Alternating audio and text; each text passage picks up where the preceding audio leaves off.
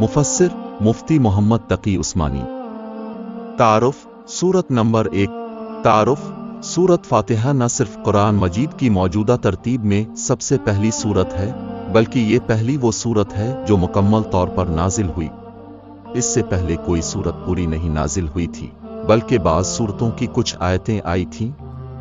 इस सूरत को कुरान करीम के शुरू में रखने का मनिश बज़ाहिर यह है कि जो शख्स कुरान करीम से हिदायत हासिल करना चाहता हो उसे सबसे पहले अपने खालिक विमल की सिफात का एतराफ़ करते हुए इसका शुक्र अदा करना चाहिए और एक हक़ के तलबगार की तरह इसी से हिदायत मांगनी चाहिए।